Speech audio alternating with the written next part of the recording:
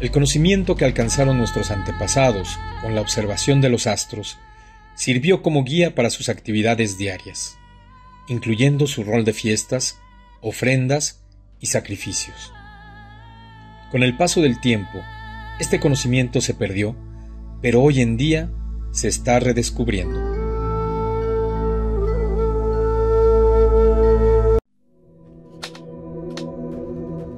Partamos del término arqueoastronomía. La arqueoastronomía es la ciencia que se nutre de las técnicas y conocimientos de la arqueología y la astronomía. Trata de entender los conocimientos alcanzados por las sociedades pasadas relacionadas con los ciclos de los astros y la manera en que éstos pudieran influir en el desarrollo de la vida humana, de los seres que habitan el planeta y de la naturaleza en general. Para ello, analiza códices, estelas, orientaciones de estructuras relacionadas a las elevaciones del paisaje, así como eventos solares en ciertas fechas del año, como puestas o salidas del sol vistos desde alguna estructura arqueológica, como basamentos, estelas, altares, registros calendáricos, entre otros.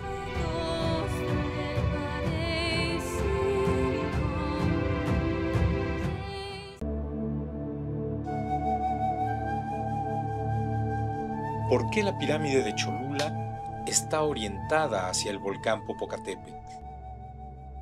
El paisaje que rodea cada sitio arqueológico es diferente, así que la orientación de los edificios con relación a los cerros o depresiones del paisaje obedece a la intención que tengan sus constructores en resaltar ciertos acontecimientos importantes. En el caso de Cholula, la semejanza del relieve de la Gran Pirámide con el Popocatépetl al fondo, vistos desde el oriente, nos hace suponer que ésta no fue construida al azar. De alguna manera, los antiguos sacerdotes cholultecas buscaron el lugar adecuado para construir, poco a poco y durante varios siglos, las distintas etapas constructivas de la Gran Pirámide, con su fachada principal siempre orientada al volcán. Pero, además, lograron que varias de sus estructuras quedaran alineadas durante las salidas o puestas del sol con las elevaciones o depresiones del paisaje y en fechas importantes del calendario agrícola y religioso, creando con ello lo que algunos autores han denominado un calendario de horizonte. Este paisaje natural, conformado por montañas, cerros y volcanes, eran lugares de ofrenda y adoración, pues se creía que contenían alimentos custodiados por deidades, quienes controlaban las lluvias que hacían crecer los cultivos y tener abundantes cosechas. Tan importante era el Popocatépetl que se cree que la Gran Pirámide de Cholula fue construida en representación a él, convirtiéndola en un cerro sagrado, en el que, según las fuentes históricas, existía un oráculo en donde era posible incluso hablar con la deidad. Por otro lado, la orientación del templo de la Virgen de los Remedios, así como los templos aledaños, señalan la preocupación de los cholultecas por ligar el aparente movimiento del sol con el volcán y la Gran Pirámide en fechas importantes del calendario agrícola religioso y con ello, de alguna manera, pretender unir la vida terrenal con la de los dioses. Si somos observadores nos daremos cuenta que está un poco desfasado. La base, digamos, cuadrada de la Gran Pirámide de Cholula, al menos por la parte externa, lo que se puede ver en el patio de los altares, las albardas y esas cuestiones, la base del templo de la Virgen de los Remedios presenta cierto desfase y se puede observar desde ese punto. Esto que pues, a lo mejor no nos llama mucho la atención tiene una explicación.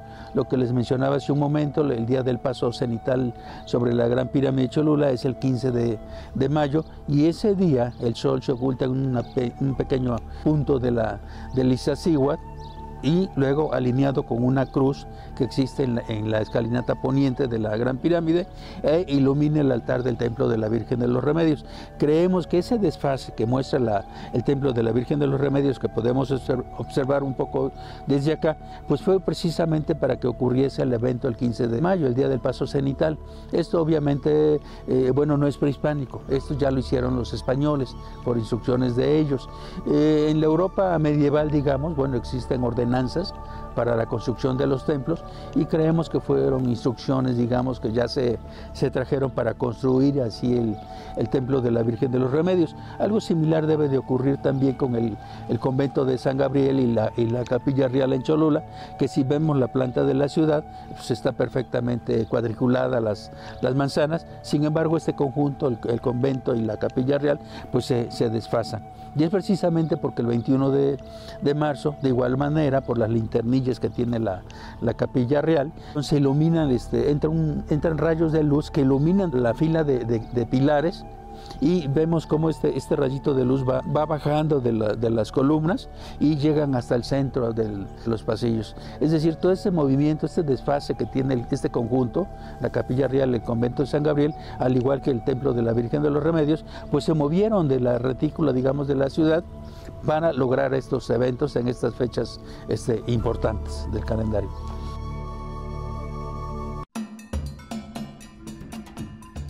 La huella de la numerología prehispánica presente en la arquitectura de Cholula. En la numerología prehispánica, los números 3, 5, 7, 9, 11, así como los múltiplos del 13 y del 20, fueron muy importantes y los vemos presentes en la arquitectura de Cholula. Por ejemplo, en el edificio C, que se encuentra en el interior de la Gran Pirámide. Está formado por 9 cuerpos totalmente cubiertos de 9 y 13 escalones, con la creencia en 13 cielos y 9 inframundos. También se suma la presencia de una escalera que le fue adosada y casi alcanza la cúspide de la Gran Pirámide, misma que contiene 52 escalones.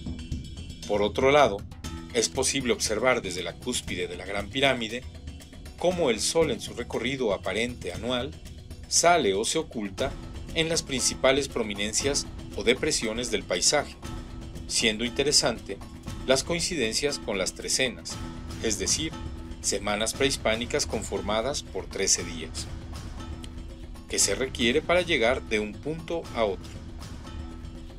Asimismo, encontramos presente en la escalinata sur del edificio rojo que a partir del 21 de diciembre y durante algunos días más, se proyecta una sombra, simulando la cabeza de una serpiente. Por esto, algunas personas dicen que representa a la serpiente emplumada Quetzalcóatl, que visita a Cholula. Este edificio, al igual que la Gran Pirámide, tiene un total de 52 peldaños, número importante en la numerología y calendarios prehispánicos.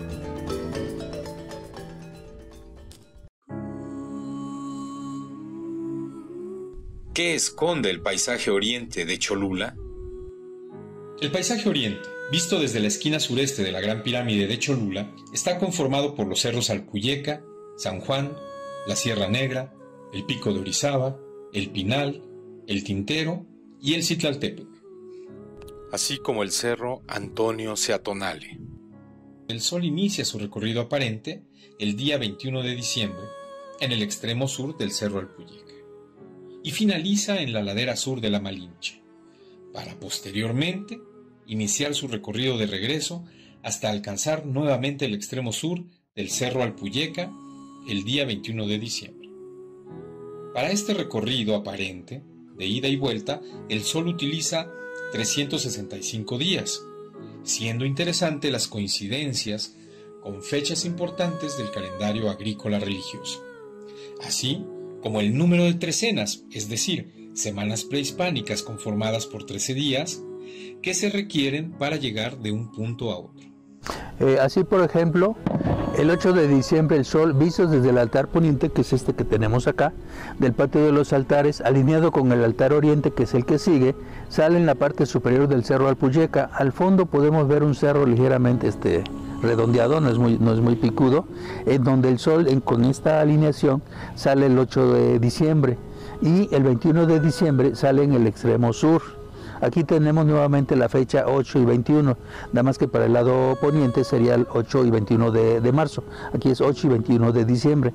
Esto nos habla del cuidado que se tuvo en la época prehispánica en construir tanto la pirámide como el patio de los altares para que precisamente se diera este evento. Siguiendo con nuestro recorrido en el paisaje oriente, tenemos que el sol sale en el Cerro San Juan el 7 de febrero, en su extremo sur, y el 9 en la cúspide, para el 11 en el extremo norte. 52 días, es decir, un siglo prehispánico, después de haber iniciado su recorrido aparente en dirección norte. Después tenemos la Sierra Negra y el Pico de Orizaba.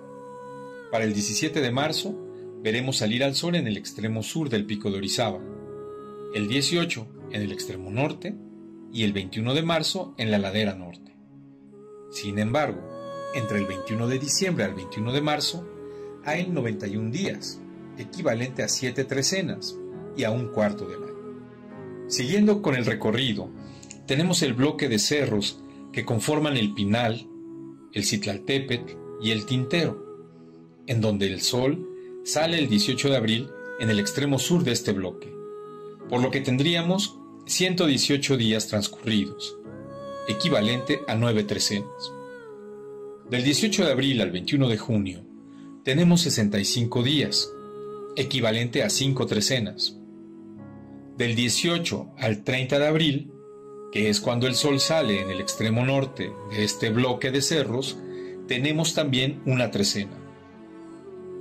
Ligeramente al norte del bloque se encuentra una elevación apenas visible en el paisaje, pero que resalta el día 1 de mayo, porque el sol sale tras él para iniciar su recorrido de 52 días, hasta el 21 de junio, que alcanza su punto más al norte para luego iniciar su regreso.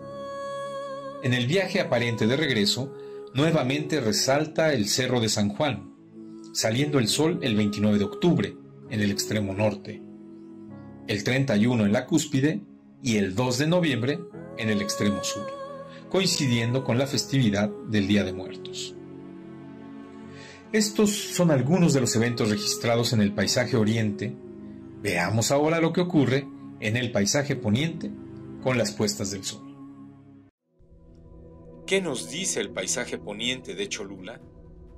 El paisaje poniente, visto desde la Gran Pirámide de Cholula, está conformado por los volcanes Popocatépetl e Iztaccíhuatl, y al igual que en el lado oriente, ocurren eventos dignos de registrar. El 21 de diciembre, el sol inicia su recorrido aparente ocultándose en la ladera sur del Popocatépetl y en un relieve bastante plano en donde no se observa ninguna elevación. Y es hasta el 8 de marzo cuando el sol se oculta en la cúspide del Popocatépetl, visto desde la Gran Pirámide de Cholula.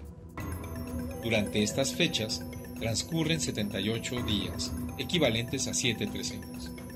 Una fecha importante, diríamos que algo que hay que resaltar mucho aquí en Cholula, es el 21 de marzo, la entrada de la primavera, y visto desde la Gran Pirámide de Cholula, el sol se oculta en la ladera del Popocatépetl. Nos preguntábamos por qué ocurría esto.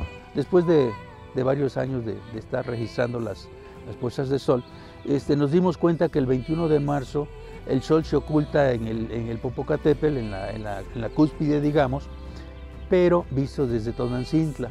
Entonces pues sacamos algunas cuentas, vimos la distancia que hay entre la pirámide y Tonantzintla, son 3,5 kilómetros justamente. Los dividimos entre 13 días, porque el sol se oculta en el Popocatépetl el 8 de marzo, visto desde la pirámide de Cholula, o desde la recta de Cholula si queremos. Entonces hay 13 días, del 8 al 21 de marzo hay 13 días. Dividimos los 3,5 kilómetros entre 13 días, nos da 269 metros.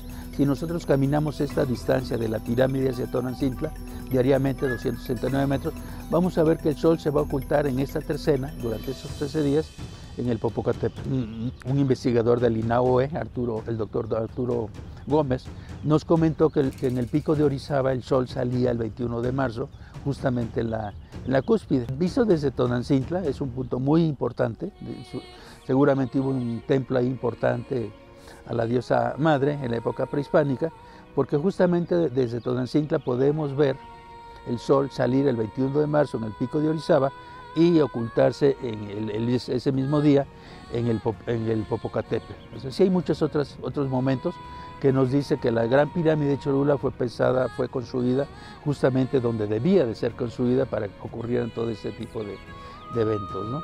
Siguiendo con el recorrido aparente del Sol en dirección norte, tenemos que el 3 de mayo, día de la Santa Cruz, el Sol se oculta a los pies del Iztaccíhuatl, visto desde la Gran Pirámide. El 3 de mayo es una fecha importante para los agricultores, quienes acostumbran colocar cruces en los cerros y hacen misas y dejan ofrendas. Posteriormente, para el 15 de mayo, una trecena después, ocurren 3 eventos sobresalientes. Pues se festeja a San Isidro Labrador, una deidad relacionada con la agricultura, y es el día del paso cenital por Cholula, evento que marca el punto más alto del Sol sobre la Tierra y en el que los cuerpos no proyectan sombra. Pero además, ese día, el Sol al ocultarse, se alinea con una protuberancia del Iztaccíhuatl, el apéndice superior de la cruz colocada en la escalinata poniente e ilumina el altar de la Virgen de los Remedios.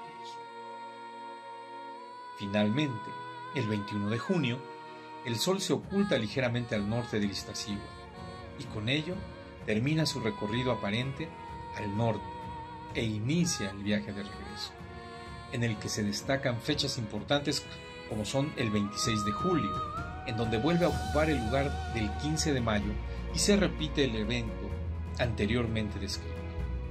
El 9 de agosto, que ocupa el lugar del 3 de mayo, y el 4 de octubre, cuando el Sol se oculta nuevamente en la boca del Popocatépetl, día de San Francisco de Asís, fecha que antaño se consideraba como la terminación de la época de lluvias y en la que se decía que San Francisco, con su cordón, amarraba el temporal y terminaban las lluvias. Finalmente, este viaje de regreso termina el 21 de diciembre con el solsticio de invierno en la ladera sur del volcán Popocatépetl. Sí, todos estos eventos que de alguna manera hemos mencionado, aunque sea brevemente, nos hacen ver que la Gran Pirámide de Cholula pues, fue construida desde el formativo, de sus etapas más antiguas, pues buscando siempre la parte poniente, la orientación de la estructura, pero también hacia el oriente, ¿no? La salida, las puestas del sol, el patio de los altares, que ya son de la época clásica, y bueno, desafortunadamente en el posclásico no tenemos muchas evidencias arquitectónicas, pero damos este salto hacia la colonia, digamos, en donde se sigue esta tradición, ya no de los pueblos prehispánicos, sino creemos traídos por los frailes españoles, que también en Europa tenían esta costumbre, ¿no? De alinear los templos, las catedrales. Digamos, de ahí la riqueza de Cholula de conservar estos datos, estos eventos de muy larga duración. Consideraciones finales. Hoy en día, gracias a la arqueoastronomía, podemos recuperar el conocimiento alcanzado por nuestros antepasados, entender cómo utilizaban las elevaciones del paisaje y las salidas y puestas del sol, como guía para ordenar su vida diaria y calendario de festividades, pero sobre todo, volver a utilizar su calendario de horizonte, eso que debió costarles largos años de observación del recorrido aparente del sol, hasta aprender a medir y calcular el tiempo con sus ciclos agrícolas, pero sobre todo, a utilizar el paisaje para saber cuándo realizar sus actividades. Lo sorprendente es que este gran calendario está presente en el paisaje y aún funciona. Solo necesitamos redescubrirlo.